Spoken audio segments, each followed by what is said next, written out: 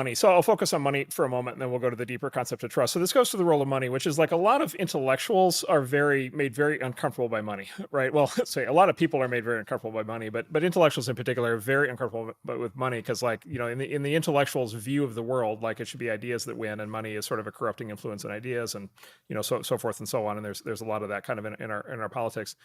And a lot of people have had that view, and maybe there's aspects of that are correct. There is another view which I think is, let's say, more correct, and that view is that money is a tool, right? Money is a way to do things. Money basically, like money at the deepest level, like money is crystallized human effort.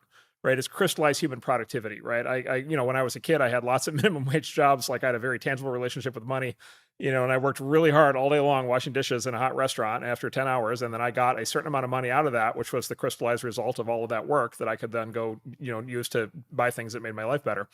Or I could save the money and invest it and so forth and so on. And so there's this incredibly positive aspect to money, which is it's a way to basically crystallize human effort, to be able to actually incent people to do things, to be able to actually measure the actual value of things to people, right, as expressed by price signals.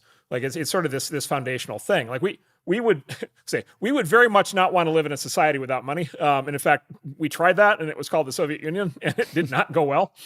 It's actually really funny. Like Star Trek, every new Star Trek series, like they try to basically like, it's like, oh yes, our system is space communism. Like we've evolved beyond money, and I'm sitting there just like, oh God, like more mass famine and death. This sounds great.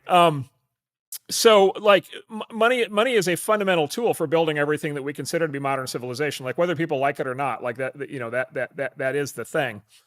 So, and then let's go deeper into like what it means for trust. So there's a great book that goes through this called the Mystery of Capital, by this really legendary guy, really well regarded economist, very deep thinker, Hernando de Soto, and who's actually, by the way, I'm pretty sure he's Venezuelan by background, which is kind of ironic, bittersweet given what's happening in Venezuela right now. He talks about the which is went for full socialism and now is going into the classic kind of meltdown. But anyway, he talks in his book about mystery capital. He says basically, if you go to the deep foundations of what made the modern world possible, he said the big economic turning point was clear title to land. It was the ability to actually own land.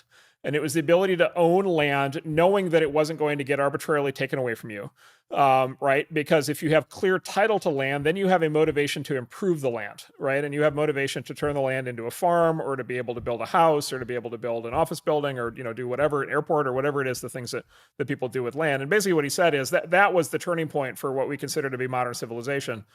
Clear title to land, and then once you have ownership of land, it's the core asset, like it's the foundational asset. And then once you have clear title to land, you can borrow against the value of the land. And what he basically shows is that basically everything else that happened in the economy that resulted in the consumer cornucopia that we're all surrounded by today is a consequence basically of originally being able to borrow against land value. It's borrowing against land value that made businesses possible, right? It made investment in business, made R&D possible, right? The whole idea of being able to, employ engineers to work on a project, like, it was only possible once you could actually, basically unlock capital by borrowing against the value of land. And so anyway, I go through this to basically say there's a very deep thing here, which is this concept of ownership, like this concept of ownership, this concept of title, this concept of assets, this combination, this sense of like, I can actually own something and it's real. And if I do nothing, I will own it in perpetuity. And then, at any point, I'm in a market economy, I can sell it, I can realize the value, that inspires people to start to think very, kind of creatively about the kinds of things they might want to own, or that they can borrow against it, and they can start to, start unlocking other value and investing in things. And so I just think, like, and again, this is the deep kind of interpretation of the original sin of the internet. Like, there was no ownership. Like there was just no ownership. There was no ability to have a claim on anything. Like Web 1.0, like it's actually, you could own a domain name. Like that's the closest we got, was that you could own a domain name. Right. And by the way, like some domain names are actually like very valuable and have turned into real assets, and people have retired on the basis of domain names that they own. And so that was like an early signal. And by the way, that was, and I would also argue, Mark, that owning the domain name was pretty much the linchpin of how we kept Web 1 decentralized, right? Because you could, if your hosting provider messed with you, if your email provider messed with you, you could switch, right? It was the ability to switch. That one little, it was actually a really interesting architectural fact of Web 1. It was sort of, DNS was the original blockchain. It was the one thing you could own. And we kept, my view of it is we kept overloading it. And then it's a longer conversation, but tried again with RSS in 2008. and it just wasn't. Right. It just, in the end, a domain name, in my view, is not a consumer product. It's $8 a year. You got to be a semi programmer, and that was the moment at which Web 1 kind of just started losing, because DNS could only be overloaded so many times. Longer story, but sorry, go ahead. Yeah, well, so there's a Yeah, counterfactual. So people yeah, may remember Chris mentioned RSS. So right, yeah, RSS was basically an open protocol to do blogging, which basically yeah. turned into social networking, right? So basically Twitter started out as a microblog, and so there was an open protocol for blogging called RSS, and like there's a counterfactual universe. There's a what they say in the Marvel. There's a multiverse. There's a shard of the universe that we're not in which RSS had basically Bitcoin, right? Or where RSS had crypto, where RSS had value. And then you would have had an alternate world in which this entire world of social networking and user generated content would have gotten built out completely differently in an open model.